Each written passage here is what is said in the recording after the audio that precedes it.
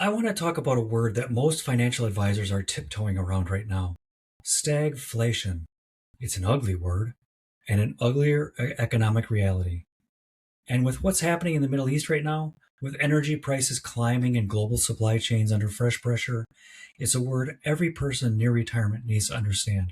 Not to panic, but to prepare. Let's break it down.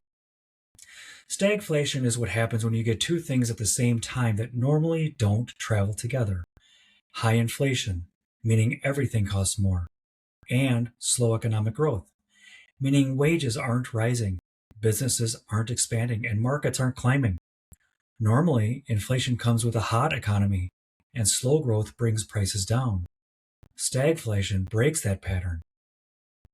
And the reason it's so dangerous is that the tools policymakers use to fight inflation make slow growth worse.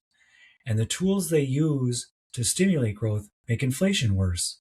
It's an economic trap, and we've seen it before. The last time the US experienced true stagflation was in the 70s. It was triggered by an oil shock when OPEC cut off supply and energy prices exploded. Sound familiar? The Iran conflict has already disrupted energy supply routes and sent oil prices sharply higher. Economists who study these patterns are drawing direct comparisons.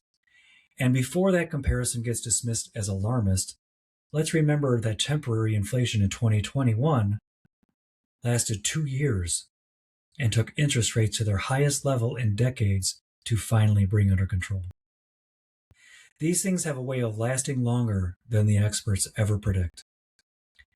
Now, let me tell you exactly why this matters if you're still within 10 to 15 years of retirement. Stagflation attacks retirement from two sides simultaneously. On one side, your cost of living increases.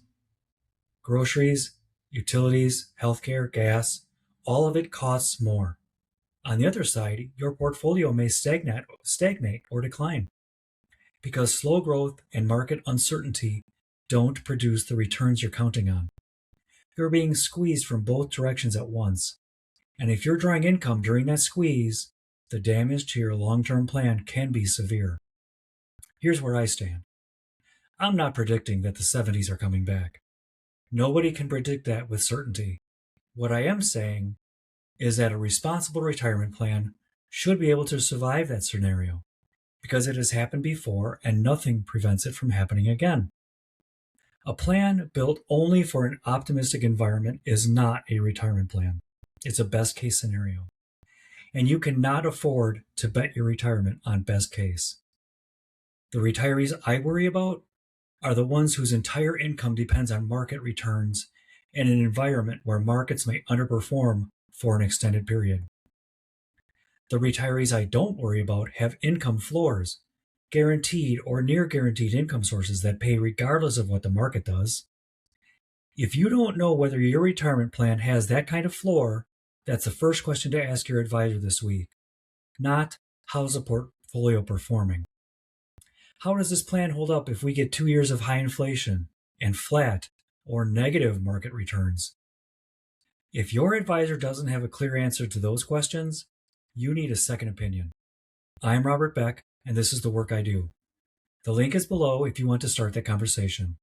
Subscribe for more of this because straight talk about retirement is harder to find than it should be.